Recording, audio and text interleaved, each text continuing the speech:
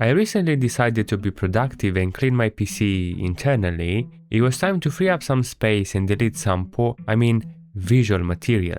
And I stumbled upon the Death Note Japanese movie edition, movies which I've seen a few times in the past, and I said, why not watch them again?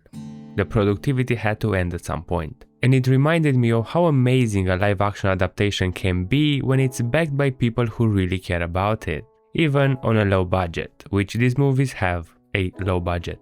But Shusuke Kaneko created cinema that rivals the original work, and dare I say it's even better in certain aspects. These movies came before the anime adaptation, which gives them a different feel compared to the grandiose, very stylish anime. They're more grounded and tame, much like the manga. Not very gothic unfortunately, but again, the manga isn't either. Now, a good adaptation doesn't necessarily have to follow the source material to the teeth, but it does need to keep the same core parts intact. Light is highly intelligent and manipulative with questionable morals once he gets his hands on the Death Note, so don't make him an average incel. But what I like is when adaptations take that, not the average incel, but Light from the manga and improve him. One of my favorite scenes from the live action is the ending of the first movie. Obviously, there's gonna be spoilers on talking about endings, it's in the title, so I'm gonna assume that's not a problem. In the movie, Light has a girlfriend. They took that one girl, Shiori from the bus incident, and turned her into Light's actual longtime girlfriend. Light has feelings for Shiori. Throughout the movie, we see that he actually cares for her, and at no point do we get the impression that she's just someone useful to Light, because she's not really. Light has feelings for her, and that's what's important. Naomi Misora is another character who gets much more spotlight in the movie. In this version, she realizes that Light is likely Kira and begins her own investigation to prove it to L.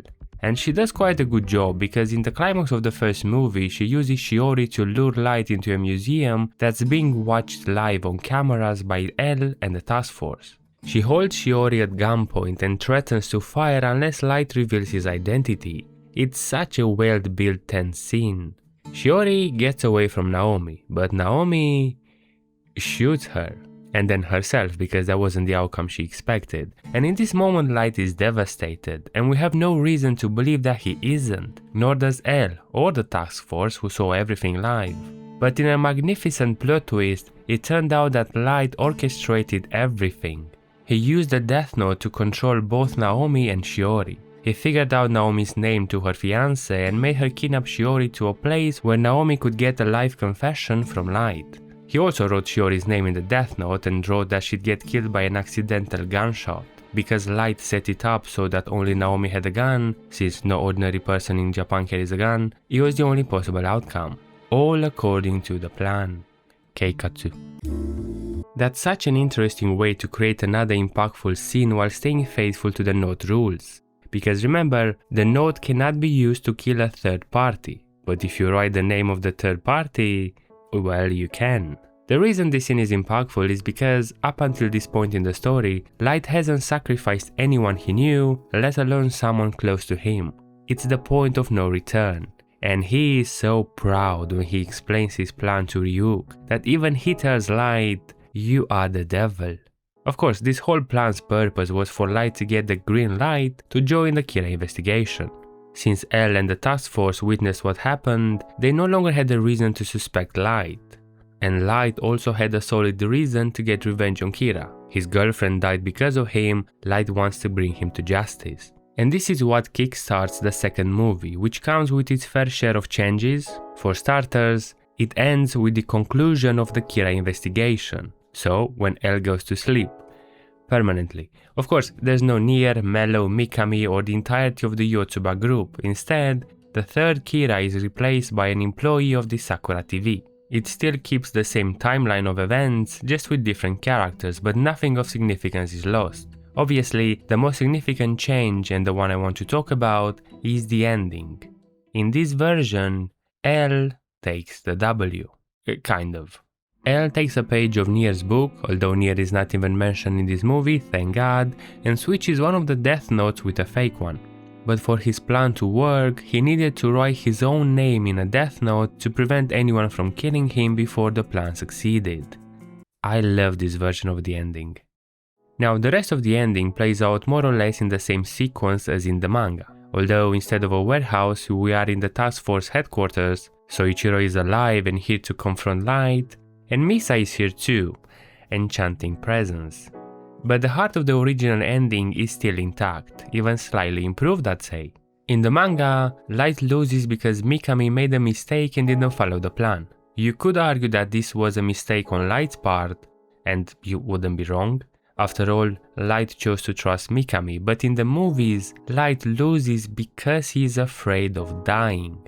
Which isn't any mind-blowing revelation. Light stated throughout the manga that he wants to live as long as possible. It's the reason he didn't take the Shinigami ideal, even though he would have made his job so much easier. His fear of death was the reason he lost, because it didn't even cross his mind that L, a guy who mirrors so much of who he is, would be willing to write his own name in the Death Note. The scene of Light's death is also one that I heavily prefer over the original. It starts the same, with Ryuk writing Light's name, but then Soichiro holds his son in his arms, and Light says, "All I ever wanted was real justice. Dad, I hope you understand." Then he proceeds to die like a bug, but this scene encapsulates Light's ideals perfectly. He was an innocent person pursuing a career in law enforcement to rid the world of crime, but he felt firsthand how flawed the justice system was. He could become a detective like his father, but he couldn't change the system. The Death Note bypassed that system, but a human striking down punishment on another human is still a flawed system. In his final moments, he remembers how he started and brings everything back full circle with a question he poses to himself, but also to the audience. Was his justice wrong? And I kind of like Light showing remorse at the end of it. The manga ending though, I wasn't a big fan of. Light screaming and begging for his life was deserving for sure. The manga captured how pathetic and sad Light was when the situation wasn't under his control. A poetic justice that he gets to suffer the same death he puts many through. But still, to me it felt harshly wrong. It's like, here is the death of the arrogant false god who must murder countless people, compared to the live action, where it was a hopeful teen with a sense of justice who wanted to make the world a better place. This works in the movies because unlike the manga, we don't get to see any internal monologue, which is a bit crazy when you think about it since there's a monologue on every other page in the manga. But in the movies, you get to decide for yourselves how Light views his own actions. There's a lot more focus on the moral questions raised by the series compared to the manga, where entertainment was a primary goal. And it does that by making Light a more down-to-earth, sympathetic guy with a dialed-back god complex and a personal reason to use the Death Note. That's why when he shows remorse and reevaluates his actions before he takes his last breath, it feels earned. Overall, I like how the movie definitively ended the main conflict centered around Light versus L. It started with them, it ended with them. And for me, this is the best ending for Death Note.